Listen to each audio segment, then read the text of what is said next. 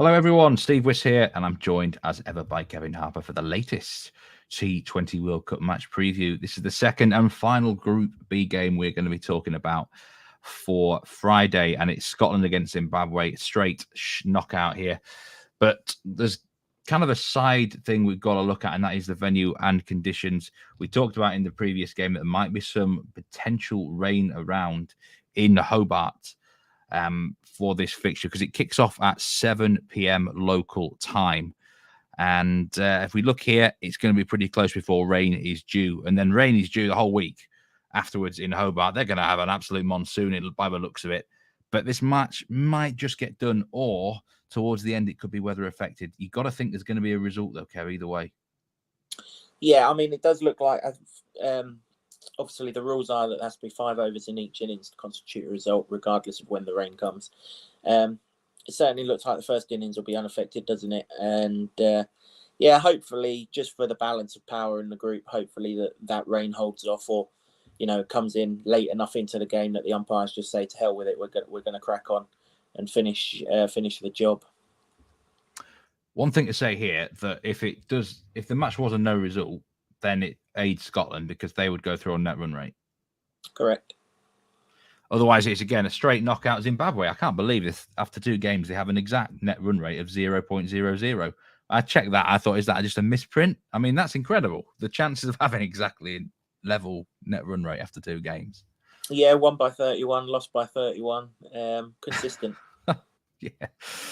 Well, let's start with the Zimbabwe then, because, you could say maybe they missed a trick there against West Indies. If they'd won that, they'd be looking at qualification already. They are the favourites, though, to beat Scotland. As a reminder, we are actually on Scotland to win this group at 25-1. So, and they're due to their net run rate, there's still a good chance they could win the group for sure by obtaining victory here. So, we don't need to back them in that respect. But do you think the odds are fair in terms of just for this match as an isolation?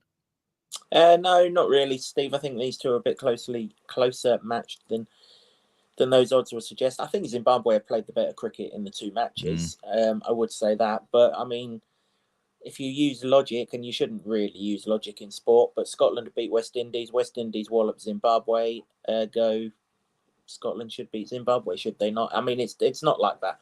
But the one thing I would say, the one thing we saw with Zimbabwe, certainly in the last game, compared to the first game, is there is an awful lot on Sikandar Raza in this side. If he comes good with both bat and ball, they're a damn good side. If he fails with one of the two, you just wonder if someone's going to step up and get them over the line. I was quite impressed with their reaction after that last game. One of their senior players, Sean Williams, said that they were guilty of being too aggressive with the bat, which they were. They obviously got a little bit sort of overconfident from their first win, and the fact that they weren't chasing an awful lot against West Indies. 1 or 2 of the dismissals, his in particular, was pretty poor. Same with Raza. I think he just smacked Odin Smith for 6, hadn't he? And then tried to repeat the dose to a ball that was a bit wider than the one he clobbered for 6.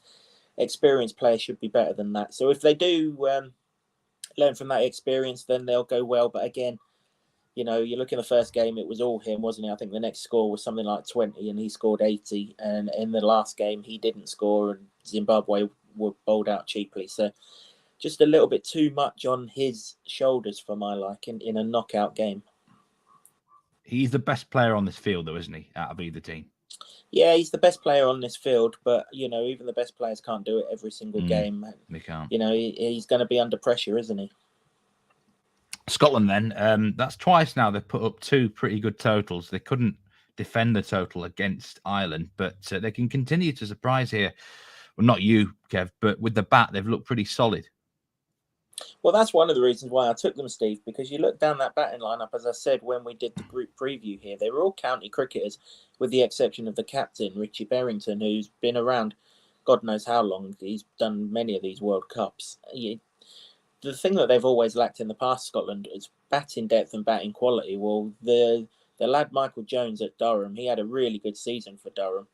And the rest, and he's formed a good opening partnership with George Munsey. Obviously, they've not combined yet. One's gone on and scored well, and the other one's failed, and vice versa. So if they can come good at the same time, That would be handy, particularly if it blunts the Zimbabwe new ball bowling attack. But they have got really good batters. It's not a surprise to me that they've gone well with the bat. And they're doing fine with the ball. It's just that one partnership against Ireland. If they could have broken that, they might already have been through as group winners. On to bets for the match then. You've only got one pick, and it's in the performance market again. You mentioned him, the captain for Scotland, Richie Berrington, and he's only got to cover here a 22.5 performance line. It's the over at Bet365. Remember, 1 point for a run, 10 points for a catch, 20 for a wicket, and 25 for a stumping. So Richie Berrington, it's not a lot to ask for him. How's he going to get these points though, Kev? Yeah, once again, I might sling another bet up on the website should the weather forecast improve between now and the time that I write it, Steve. So there is another one I've got my eye on, but it's just going to get voided at the minute. So there's absolutely no point in advising that. Richie Berrington, this one's a sort of historical bet, really, Steve. These two played in an ODI series in Scotland last year. Didn't play much cricket last year, but they did play an ODI. Sorry, a T20 series in Scotland last year, not ODI. I don't know why I've got ODI on my brain. Zimbabwe edged it, but in the 3 matches, Richie Berrington scored 82 not out in the first one, 42 in the second one, 44 in the third one. He only needs half of those numbers with the bat in this game to cover. I have a funny feeling that Scotland are going to need their captain in this game. I'm a big believer in cricket that in big games, captains have to stand up. You mentioned it in one of the earlier podcasts that we discussed captaincy. Captaincy in cricket is an awful lot more important than captaincy in football. You're not just wearing an armband and every now and again chatting to the referee. In cricket, you're making all of the decisions, and players tend to look at their captain and wanting to lead by example, don't they? And in these really big matches, this is the reason why Richie Berrington has been picked as the captain of this side, so that he can show his experience, show his class, and do the job that his team needs him to do. If the Zimbabwe new ball attack goes well, and it's gone well so far in this tournament, so there's no reason to believe it's not going to here unless there's lots of dew or anything like that, then you've got to think that the likes of Munsey, Jones, Cross, they're going to be under pressure in this game. So maybe it's going to be down to the Scotland middle order to bail them out. Berrington will bat 5. He might bat 6 if he drops down 1, but that'll be when the sort of spinners come into the fray. Well, obviously, if there's a bit of dew or a bit of rain or, any kind of moisture around, bowling spin's not going to be particularly easy. So I fancy that based on the evidence of that series, that T20 series last year, where everyone apart from Raza played in it, and it's not like Raza's anything special with the ball, he's just very, very good. I see no reason why I can't cover him at the bat. Berrington can bowl. I don't necessarily think he will bowl unless someone's going around the park and he needs to make an over up somewhere along the line. But generally in T20 cricket, Steve, captains field sort of closer to the bowlers, and so it could easily take a catch at sort of mid-off or mid-on, and that will help out as well. But, he's got a history of scoring against Zimbabwe, and I'm going to back him to continue that.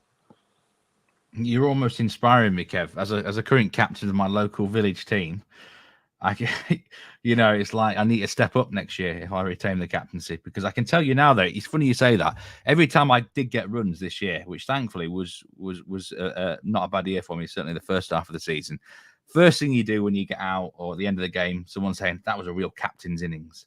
It's like a thing, isn't it? I don't know what it is. Sometimes the captain's runs seem to mean more to the side, and it's just also the way it is in cricket. Yeah, also the opposition tend to focus on the opposite captain an awful lot more, don't they? I mean, you look down in history, sort of England targeting Alan Border in 81, much more to the present day. Australia have regularly said that they target Alistair Cook and Joe Root, don't they? So, and obviously they'll be doing the same to Ben Stokes next year. It's something about a captain in cricket. It's almost the manager role, but you just do it on the pitch rather than in a dugout, don't you? It's that kind of thing. It's an important thing, and in big games, big players have to stand up and be counted. This is the biggest game Scotland are going to play for an awful long time, and I fancy the captain will deliver the goods with the bat, and if need be, with the ball and in the field too. Richie Berrington performance over 22.5 at Bet365 for 3 units. Don't have any current picks in the top batsman market, but for Scotland, this is an interesting one because there has been a couple of players that have got big scores here. Munsey and Jones. If you had to pick either of them, neither look a particularly brilliant price, but which way would you go against the Zimbabwe attack? Well, if you're betting sort of long range out from it, then it could be worth taking one of the overs, because, you know, if this comes down to a 5-over game, you will get paid out if that second innings is reduced to 5 or 6 overs and your man top scores. You will get paid out. So, you know, it could well be worth taking one of those two. I would pick Jones for the simple reason that Zimbabwe open with the left arm seamer, don't they? Who's been in great form. And I could see him swinging the ball away from Munsey, who likes to go after the bowling a little bit. Just think Jones got a bit better technique. He's obviously plays for Durham, so he's used to batting on sort of unfriendly tracks. And he's a bigger price as well. And he's the bigger price of the two, yeah. And he was the one who top scored against Ireland in the most recent game. So there's an awful lot going for him. But obviously, if Scotland bat first and that's a full innings, then, you know, you're going to have to last a long time out in front. It is no surprise to see Sikandar Raza as the joint favourite in the Zimbabwe top bat market, but he does bat at number 5, doesn't he, Kev? Which is fairly low for a T20 game. But I guess, again, big players step up, don't they, in big games? So is this the sort of fixture you expect him to fire? Yeah, I mean, look back at Thursday, Steve. Big players step up in big games. David Wyss for Namibia, he didn't get them over the line, but he scored 50, batting at 7. When his team were, I mean, let's be honest, they were down and out at 70 for 7, weren't they?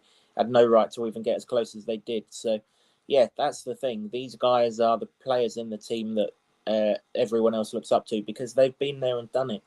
A lot of the batsmen in this team are still young and inexperienced, but Raza isn't. He's played all of the circuit, and obviously we saw in the first game just how well he's hitting it. In fact, we saw in the second game how well he's hitting it.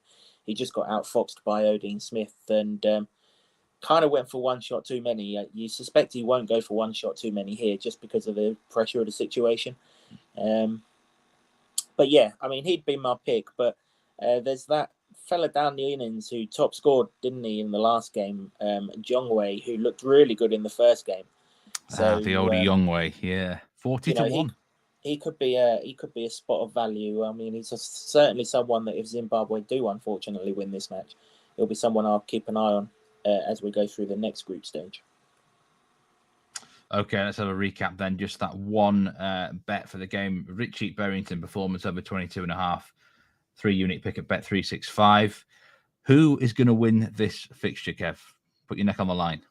Well, the team that bats second, Steve, if you got to think, because, you know, if that innings is shortened, it gets a hell of a lot easier, doesn't it? And these days, teams know forecasts to the minute, don't they? The groundsmen, they have radars that are so sort of accurate and sensitive that they'll know exactly when the rain comes. So they'll have the Duckworth Lewis sheets. They'll make sure that they're on top at the end of each over that they need to be on top of. So you just can't bet on this game. A, unless the weather forecast completely clears up, or B, until you know who's batting second. Hope and pray it's Scotland that win the toss. Get Zimbabwe into bat, and let's chase down a small total in 5 or 6 overs, win the group, and go and have a few jars on Friday night with a 25 to 1 winner. Absolutely, indeed. Just one final thing on the performance bet. If the match just become a no result, and he's got his performance line in already, what happens? You're paid out if you've got the performance line in already, or he can't score any more points. So if Scotland are batting second, it's a shortened game, but Berrington's already out, then that'll be a loser. But if he's already won and the rain comes down, then that'll be a winner. And if he's not there yet and he still isn't out and he could still score points had the game not been rain affected, then you'll be voided. Yeah, of course, there'll be those that might be on the under as well. So they need to look at it from a different perspective. From the opposite perspective. Yeah, thanks for clearing that up. So finally, as a reminder, follow us on the socials on Twitter at ASBpod, at KevZat, at Meatman Soccer, and at KevZat Sports Bets. Check out Kev's website at kevzatsportsbets.com because he might be adding a couple of extra bets potentially towards the kickoff time for these games, which are, of course, 5 a.m. in the UK and 9 a.m. is this particular fixture. that 5 a.m. one. I've not managed one yet, Kev, I must say. So maybe when the fixtures get a bit more juicier, I will do. But yeah, best of luck with this one. Let's hope Scotland, if Scotland just win this group, we are in business with a 25-1 winner. And the way I see it, if they do beat Zimbabwe, it's probably enough, unless Zimbabwe, West Indies, or someone absolutely cane Ireland. Yeah, no, I'm with you. I think you're looking at something. Just looking at the margins of victory and everything else so far in the tournament, you're looking at West Indies having to win by about 50 runs, or with about 4 or 5 overs to spare. So, and that depends on how much Scotland win this game by. I'm just using that as if Scotland win by 1 run, or chase down off the last ball. But the chances are that they'll win a bit easier than that. I think Scotland wins the group. Yeah. And actually, because this is the second game, and I think they'll want to win the group, because you get more prize money for winning the group, and obviously for Scotland, that's pretty important where they come from. They might even target a total that makes sure that they win the group. Right, best of luck with your bet for the game, Kevin. Best of luck. Come on, Scotland. Not too often you'll hear me say those words, but this is a rare exception. Okay, well, we'll be back for the main group stage. The main tournament is kicking off very soon, of course. Got some very tasty group games that we'll be previewing tomorrow, and also an extra outright show where we're looking at all the 8 nations that are going to be entering the tournament from Saturday. So see you very soon, Kev. Yeah, look forward to it, Steve.